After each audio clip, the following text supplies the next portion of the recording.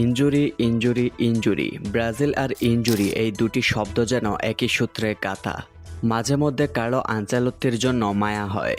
এই মানুষটি Real মাদ্রিদে injury জর্জরিত স্কোয়াড নিয়ে রিয়াল মাদ্রিদকে চ্যাম্পিয়ন্স লিগ জিতিয়েছেন। এরপর তিনি দায়িত্ব নিলেন ব্রাজিল জাতীয় দলের। ব্রাজিল জাতীয় দলে এসেও শান্তি নেই, সেখানেও একের পর এক ইনজুরির ধাক্কা।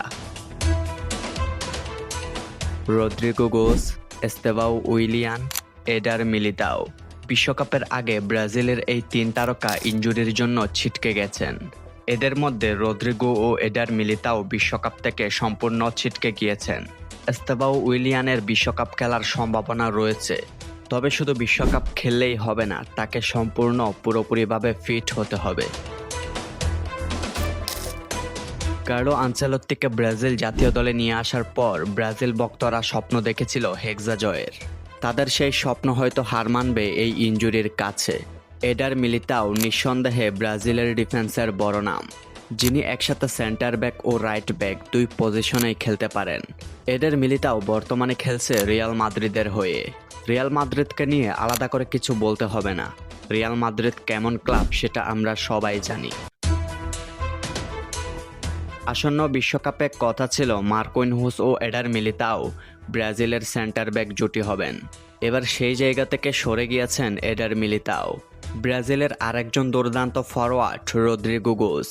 রদ্রিগোর মতো ভার্সেটাইল খেলোয়াড় বর্তমান বিশ্বে খুব কমই রয়েছে, যিনি একসাথে left wing, right wing, centre forward, second striker সব পজিশনেই সমান তালে খেলতে পারেন। এবং কার্লো আনচেলত্তির পছন্দের প্লেয়ার তিনি। যে সময় দলের বড় বড় প্লেয়াররা কিছু করতে পারে না, সেই সময় রদ্রিগো জ্বলে ওঠেন। রদ্রিগোও খেলেন রিয়াল মাদ্রিদের হয়ে। রদ্রিগো, এডার মিলিতাও এদেরকে নিয়ে রিয়াল মাদ্রিদের হয়ে কার্লো আনচেলত্তি একটা সময় অনেক সাফল্য পেয়েছেন, তবে জাতীয় দলে তাদেরকে না পাওয়া অবশ্যই দুশ্চিন্তার কারণ। এরপরে রয়েছে বর্তমান বিশ্বের সবচাইতে তরুণ প্রতিভাবান ফরওয়ার্ড এস্তেভাও উইলিয়ান, যাকে ধরা হয়েছিল আগামী দিনের মেসি হিসেবে, যাকে ভাবা হয়েছিল যিনি ভবিষ্যতে ইউরোপ রাজত্ব করবেন। সেই হিসেবে তিনি পালমেইরাস থেকে পাড়ি দিয়েছিলেন চেলসিতে, এবং কার্লো আনচেলত্তির আন্ডারে তিনি ব্রাজিল জাতীয় দলে খুব ভালোই পারফরম্যান্স দেখিয়েছেন।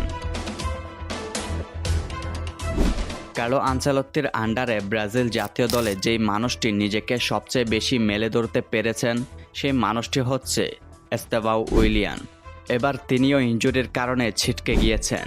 তিনি ফিরবেন বিশ্বকাপের আগেই, তবে শুধু মাঠে ফিরে আসলেই হবে না, নিজের সেই পুরনো ছন্দে ফিরতে হবে।